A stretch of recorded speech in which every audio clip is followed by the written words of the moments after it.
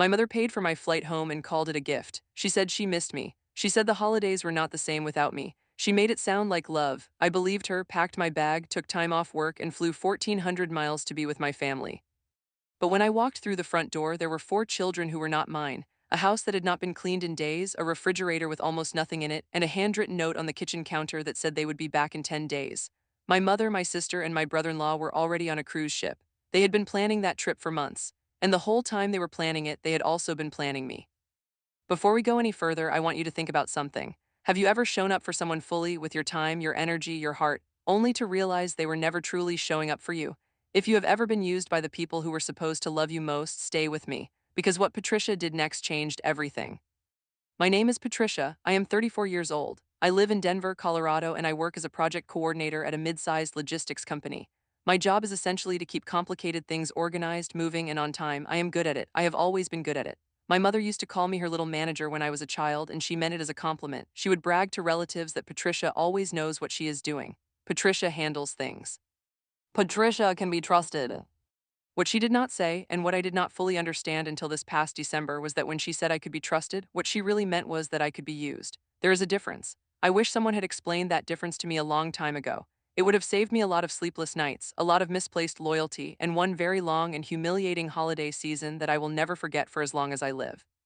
I should give you some background so this story makes sense. I am the middle child in a family of three. My older brother, Marcus, lives in Atlanta and has largely removed himself from family obligations over the years. He is friendly at Christmas and Thanksgiving when he shows up, which is not every year, and he has a talent for being vaguely present without being actually accountable. Nobody ever calls Marcus and asks him to handle anything. My younger sister, Renee, is 2 years younger than me and lives about 20 minutes from my mother in Shreveport, Louisiana. Renee has four children, twins who are 7, a 5-year-old, and a 2-year-old. Renee's husband is a man named Darren, and I have tried for years to say something kind about Darren, but the most honest thing I can say is that Darren is very good at making plans that involve other people doing the work. My mother's name is Gloria. She is 61 years old and retired 2 years ago from her position as a school administrator. She has a lot of energy, strong opinions about everything, and a way of framing whatever she wants as a reasonable and loving request. She is not a mean woman, I want to be clear about that. But she has spent my entire life treating me like a resource rather than a person, and the tragedy is that she genuinely does not see the difference. She thinks she is being practical. She thinks she is paying me a compliment when she decides I am the one who can handle it. She does not understand that always being the one who can handle it means you are also always the one who gets handled. I moved to Denver 6 years ago for a job opportunity. It was a hard decision because I grew up in Louisiana and most of my family is there, but I needed to build a life that belonged to me. The distance helped. When you are 1,200 miles away, it is harder for people to show up at your door needing something. It is harder for guilt to work in real time. I built a small, quiet, good life in Denver, a one-bedroom apartment I loved, a promotion I earned, a group of friends who actually checked on me. And for 6 years, I went home for the holidays because I genuinely missed my mother, even with all of her complications. This past October, my mother called me and said she wanted me to come home for the holidays. She said Christmas felt hollow without me there. She said Renee's kids were growing up so fast and they barely knew their Aunt Patricia. She said she had already looked into flights and the prices were not bad if I booked soon. She also said, and I remember this clearly, that she wanted us all to be together as a family. One whole family under one roof for the holidays. That was how she said it. One whole family. I was genuinely moved by that call. I know that probably sounds naive, but my mother has a way of saying the right things in the right tone, and in that moment I allowed myself to imagine exactly what she described. All of us together, a real holiday. Gee. Ood food, the kids running around, my mother laughing at the kitchen table the way she does when she is truly happy. I said yes. I booked the flight. I requested 10 days off work. I told my friends in Denver I would miss the New Year's party because I was going home for the holidays. I bought gifts, not just for the kids, but for my mother and for Renee and for Darren. I spent real money. I wrapped everything carefully. I packed a suitcase with enough clothes for nearly 2 weeks because my mother had asked me to stay as long as I could. I was excited. I am going to admit that openly because it matters. I was genuinely excited to go home. I wanted to believe that this time it would feel the way the holidays are supposed to feel. I landed in Shreveport on the 22nd of December. My mother picked me up from the airport and she hugged me hard and she smelled like her perfume and it felt real. On the drive home, she talked about the kids and about a neighbor who had put up the best Christmas lights on the street and about a new restaurant she wanted to take me to. Everything felt normal and warm. When we got to the house, Renee was there with the kids and it was loud and chaotic and the kids climbed on me and it was exactly the kind of chaos I had actually missed. That first evening was genuinely good. My mother cooked red beans and rice and cornbread. We sat at the table for a long time. The kids eventually wore themselves out and fell asleep in the living room. Renee and Darren left around 9. My mother and I sat on the back porch with decaf coffee and talked about small things and some bigger things. She asked about my job. She asked if I was seeing anyone. She said she was proud of me. I went to bed that night feeling full in a way that had nothing to do with the food. The next morning was December 23rd. I woke up to the sound of the kids' voices. That was the first surprise. Renee and Darren had already dropped all 4 children off before 8 in the morning. My mother was in the kitchen making pancakes, and the twins were chasing each other through the hallway, and the 5-year-old was sitting at the table telling me a very long and complicated story about something that happened at school. The 2-year-old, whose name is Bo, climbed onto my lap and refused to get down. I did not think too much of it. Kids do that. Renee must have needed to run errands.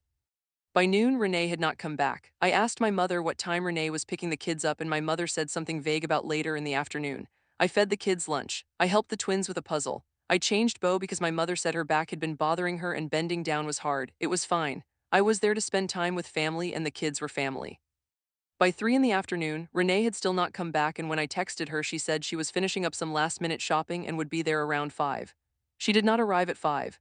She arrived at 7, dropped off 2 bags of the kids' overnight things, said they were staying the night because she and Darren had some things to sort out in the morning, and left again before I could ask any questions. That night, I put 4 children to bed in my mother's house. My mother said she was tired from all the cooking and went to her room at 8:30. I was the one who read to the little ones. I was the one who got Bo back to sleep 3 separate times before midnight. I lay on the pull-out sofa because the guest room where I was supposed to sleep had become the room where the twins were sleeping. I told myself it was just one night. On December 24th, I woke up with a crick in my neck and Bo sitting on my chest. Renee did not come at the time she said she would. My mother seemed strangely cheerful, moving around the kitchen with a kind of lightness that I noticed but could not explain. Around 11 in the morning, my mother sat down across from me at the kitchen table while I was feeding Bo his second bowl of cereal, and she said she needed to talk to me about something. She said it carefully. She built up to it. She talked first about how she and Renee had both been through a hard year. She mentioned that Renee's marriage had been under a lot of stress and that Darren had suggested a trip would help them reconnect. She said that she herself had been feeling the weight of everything and that her doctor had actually encouraged her to do something restorative. She said that she had always wanted to see the Caribbean. She said it had been a lifelong dream. Then she reached across the table and put her hand over mine, and she said, "Patricia, I know this is a lot to ask, but you are the only one we can trust with the children." I sat there for a moment. I felt the room rearrange itself around me in a way that was quiet and terrible. I said very slowly, "What exactly are you asking me?" And she said that she and Renee and Darren were leaving that afternoon for a 10-day cruise out of New Orleans. They would be back on January 2nd. The children were fed, they had their routines, and everything they needed was in the bags Renee had brought the night before. She had already stocked the refrigerator. She pushed a piece of paper across the table with the pediatrician's number and the insurance card information. I looked at her, I looked at Bo, who was now smearing cereal on the table with his palm. I looked at the piece of paper, I looked back at my mother, and I said, "You planned this." She did not deny it. She said they had been planning it for several months. She said they had tried to think of a better solution, but truly, honestly, I was the best option. She said the kids loved me. She said it was only 10 days. She said I was on vacation from work anyway. She said it like that. She said I was on vacation anyway, as if the vacation I had requested in order to spend the holidays with my family was now simply available inventory for her to allocate however she saw fit. I want to tell you what I felt in that moment because it was not a simple feeling. It was not just anger, though there was anger. It was something worse than anger. It was the very specific and terrible feeling of seeing clearly something you had been choosing not to see for a very long time. Every time I had flown home and spent the entire visit managing things. Every holiday that ended with me exhausted and my mother telling everyone what a wonderful job Patricia had done. Every crisis call in the middle of the night where I was the one who stayed on the phone until morning. Every time Renee needed something and somehow the solution had Patricia's name on it. I saw all of it at once, and I understood that I had never been invited home for the holidays. I had been scheduled. I told my mother I needed a few minutes. I went to the bathroom and I sat on the edge of the tub and I breathed. I called my best friend in Denver, a woman named Claudette, who picked up on the second ring. I told her what had just happened. I kept my voice low because I did not want the kids to hear me. Claudette said exactly one thing: "Patricia, you have a choice right now. I want you to choose yourself." Then she said she had to go to work, but she would call me back on her lunch break. I went back out to the kitchen. My mother was dressing Bo in a fresh outfit. She looked up at me with the expression of someone who has already assumed yes. And I said, "I am not doing this." She stopped. She said, "What?" I said it again, clearly and without anger in my voice, because I had decided in that bathroom that I was not going to scream, I was not going to cry, and I was not going to beg anyone to see my worth. I said, "I flew here to spend the holidays with my family. I did not fly here to babysit 4 children for 10 days while you go on a cruise. I am not doing this." The look on my mother's face was something I had never seen before. It was not hurt, it was closer to shock. She had genuinely not prepared for no. She had built an entire 10-day trip around a yes that she had never actually asked for. She started talking, she said she thought I understood. She said she thought when she called me and told me it was so important that I come home, she thought I understood what she meant. I said, how would I have understood that, Mom? You told me you wanted the family together. You did not say you were leaving for 10 days and needed someone to watch 4 children. She shifted. She does this thing when a direct argument is not working, she softens into a wound. She said she was sorry, she should have told me sooner, but she was afraid I would say no. I said, that is because no was the right answer and you knew it. She said the children needed someone. I said, Renee and Darren are their parents. This is their responsibility. She said Renee needed this trip, that Renee's marriage was struggling. I said, I understand that. I am genuinely sorry to hear it. But the solution to Renee's marriage problems is not to schedule me without my knowledge.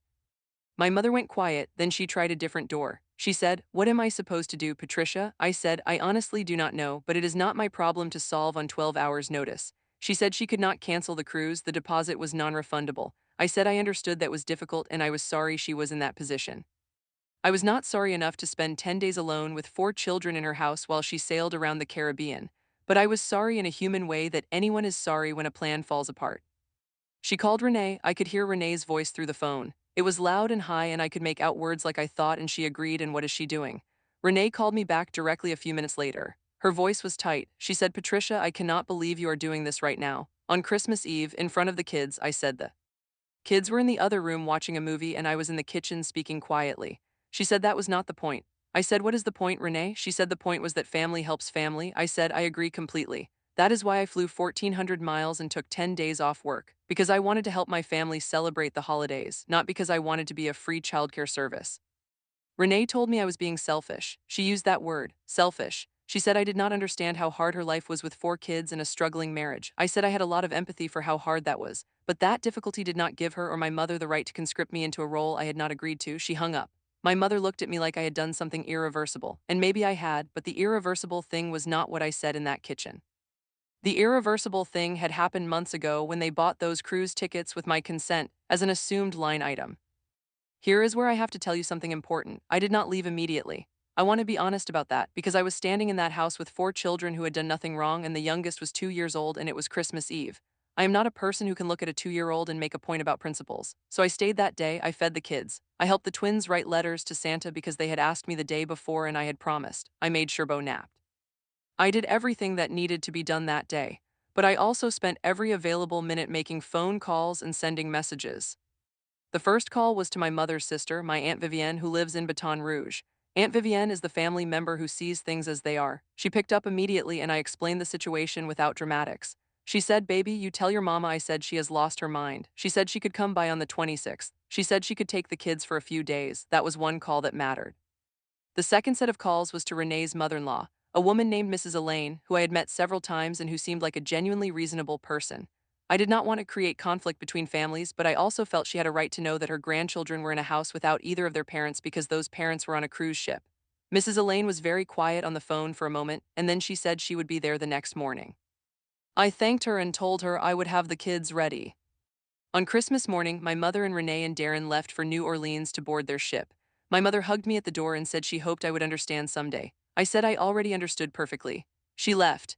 I stood in the doorway of her house with 4 children behind me and watched a car drive away and thought about all the ways a person can be loved wrong. Mrs. Elaine arrived by 10 that morning. She was a round, warm woman who came through the door with 2 bags of wrapped presents and a dish of sweet potato pie. The children flew at her. She held Bo and he put his head on her shoulder immediately and I felt something in my chest loosen just a little. She looked at me over his head and said, I am so sorry, Patricia, you should not have been put in this position. I said thank you. Those 2 words felt enormous. Aunt Vivienne arrived on the 26th as promised. Between her and Mrs. Elaine, the children were truly covered. I spent one more day helping make sure the handoff was smooth. I made sure the routines were written down. I labeled the medications. I showed Aunt Vivienne where everything in the house was kept. Then I called the airline. Changing a flight is not cheap. I paid the change fee and moved my return to Denver to December 27th. I packed my suitcase carefully. I put my gifts under the tree with the children's names on them because those were genuinely for the children and none of this was the children's fault. I hugged each of the kids. The twins asked why I was leaving and I told them Aunt Patricia had some things she needed to take care of back home, but that she loved them very much, and they were going to have so much fun with Grandma Vivienne and Grandma Elaine. I did not leave a note for my mother. I thought about it. I drafted several versions in my head on the drive to the airport, but I decided that the clearest message I could send was simply to not be there when she came back. The empty guest room would say everything I did not need to write down. The flight home to Denver was the quietest few hours I had experienced in days. I sat in the window seat and watched Louisiana disappear below the clouds, and I did not feel triumphant. I want to be clear about that because I think people sometimes expect that doing the right thing for yourself feels like winning. It does not always feel that way. So, met times it feels like grief. I had wanted a real Christmas with my family, and instead I had gotten confirmation of something I had been avoiding for years. That is not a celebration. That is a loss. I allowed myself to feel it on that plane without trying to talk myself out of it. When I landed in Denver, Claudette picked me up from the airport. She did not say I told you so. She just drove me home, helped me bring my bag in, and ordered Thai food. We sat on my living room floor and ate pad Thai, and she let me talk for 2 hours, and she listened to every word. That is the kind of friendship that reminds you that love without conditions actually exists. You just have to find it outside the family that was supposed to provide it. I went back to work on January 2nd. My colleagues assumed I had a restful holiday, and I let them assume it. I did not post anything on social media about what had happened. I did not reach out to my mother. I gave myself the first week of January to simply breathe and return to my life without making any big decisions about what came next. My mother came home from the cruise on January 2nd. She called me that night. I did not answer. She called again the next morning. I did not answer. She sent a text that said, "Patricia, I am home. I hope you're okay. Please call me when you can." I read it and put my phone down and went about my day. I was not ready to have that conversation. I knew that when I had it, I needed to be fully clear and fully calm. I was working on getting there. Renee called me on January 4th. She did not lead with an apology. She led with, "Mom said you left early and I need to understand why you would do that." I said, "Renee, I left because I was not willing to spend 10 days caring for your children without being asked or compensated or even properly notified." She said, "We needed help." I said, "I know you did, but needing help does not authorize you to make that decision for someone else." She said I had always been the responsible one and she thought I understood that. I said, "Being responsible is not a life sentence to other people's convenience." That conversation ended without resolution.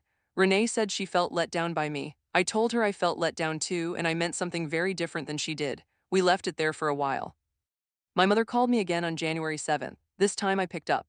I picked up because I had decided that avoiding the conversation indefinitely was not healthy and was not going to produce any clarity. I answered and I let her talk first. She talked for a long time. She said she was sorry I had felt used. She said she should have asked me properly. She said she had convinced herself that I would understand because I always understood. She said she knew now that that was wrong. She said the trip was wonderful and she felt rested for the first time in years. She said she hoped I could find a way to forgive her. I listened to all of it.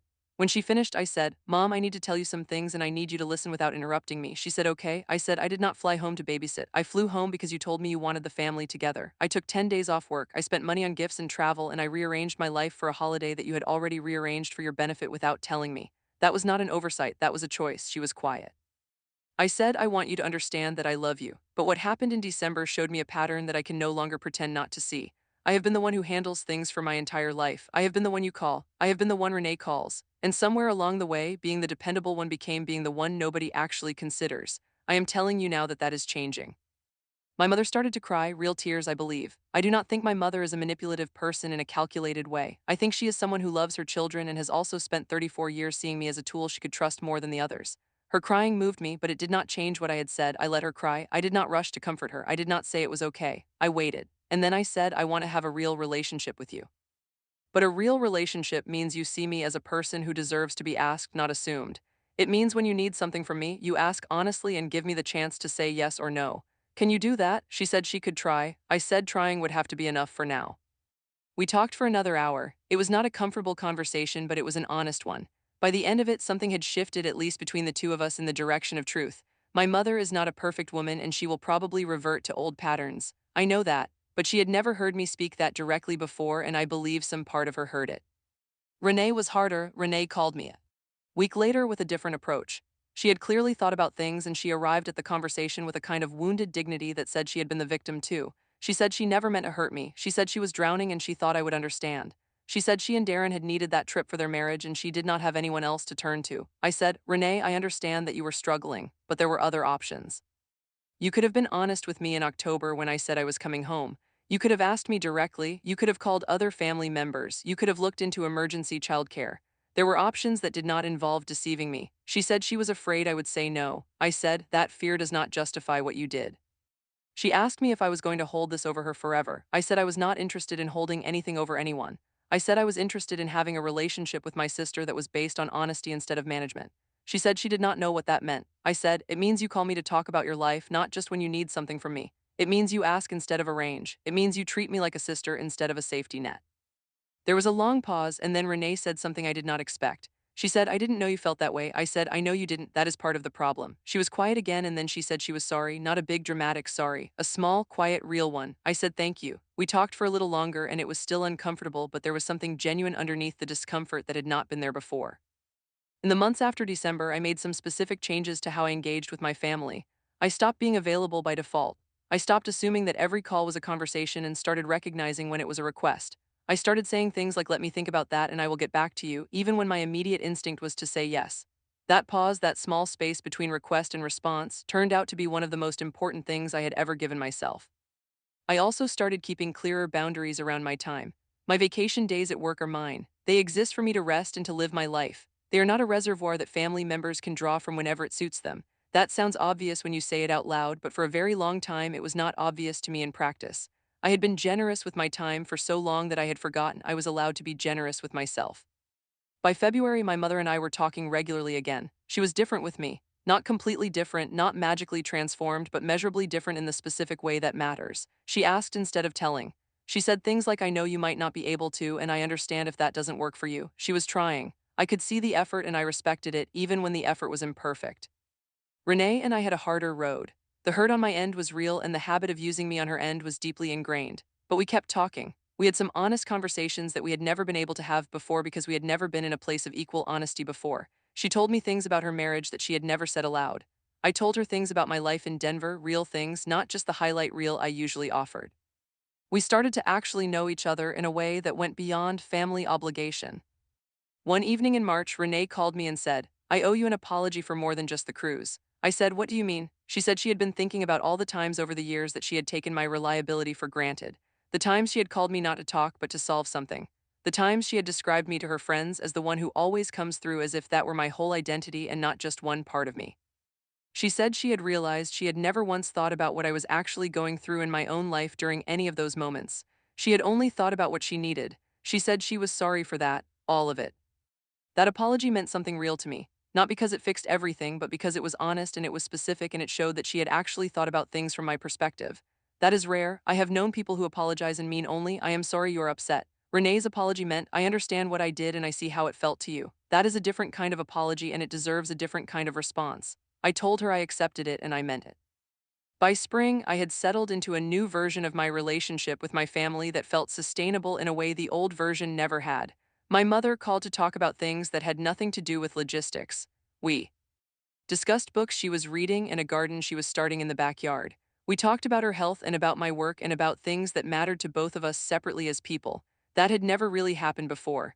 I had not realized how much of our relationship had existed only in the transaction of need and fulfillment. In April, something happened that I did not expect. My mother called me and said she wanted to plan a real trip together, just the two of us, for the summer. She said she had been thinking about it since January. She said she wanted to go somewhere I chose, somewhere that mattered to me, and she wanted it to be a real vacation where we were equals and neither of us was there to manage anything. She asked if I would think about it. I said yes, I would think about it. I thought about it for several days. I turned it over from a lot of angles. Part of me was cautious, the part that had learned the hard way what it felt like to be arranged rather than asked. But another part of me, the part that genuinely loves my mother despite everything, recognized that she was trying to offer something different. A trip that was not about need. A trip that was about us. I said yes. I told her I wanted to go to Savannah, Georgia, because I had always wanted to see the squares and the houses and the Spanish moss, and I had never made the time. She said, then Savannah it is. Let me know what dates work for you. We went to Savannah in June. We stayed in a small bed and breakfast on a quiet street. We walked everywhere. We ate at restaurants I had picked based on reviews I had read. We sat in one of the famous squares in the late afternoon, and my mother looked at the trees and the light and said, Patricia, I wasted a lot of years not really seeing you. I didn't say anything for a moment. Then I said, I'm glad you see me now, Mom. She reached over and took my hand. We sat there for a while without talking, and it was the most honest silence I had ever shared with her.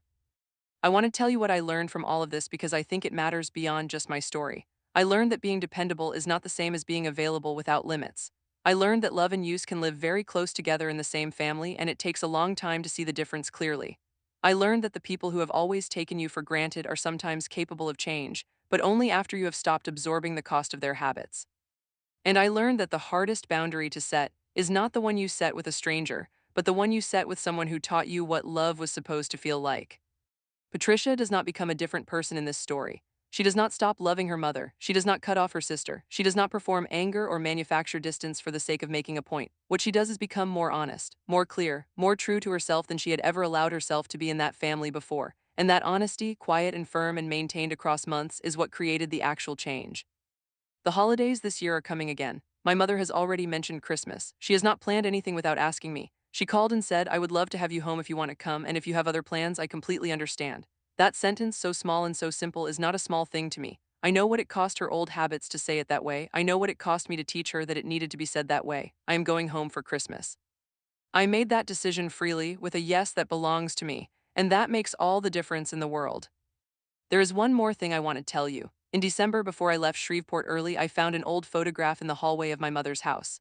It was a picture taken when I was maybe 10 years old. I was standing in the kitchen, wearing an apron that was too big for me, stirring something in a bowl. I was looking at the camera with a very serious expression, like whatever I was stirring required my full concentration. My mother was standing behind me and she was smiling with her whole face. She looked proud, not proud of me in the way that matters, not proud of who I was or what I felt or what I wanted. Proud in the way you are proud of something that is working well, proud the way you are proud of a good tool. I looked at that photograph for a long time. Then I put it back on the wall, because that little girl in the apron was doing the best she could with what she understood. And so was her mother, and so was I for all the years after. None of us were villains. We were just people inside a pattern we had not yet learned to name. Naming it was the beginning. The beginning of something that could finally, slowly, carefully become real. If Patricia's story touched something in you today, I want you to sit with one question before you go. Have you ever been the one your fa? Miley always called, not because they valued you the most, but because they knew you would say yes? Drop your answer in the comments. I read every single one. And if you know someone who needs to hear that it is okay to stop being everything for everyone, share this story with them today.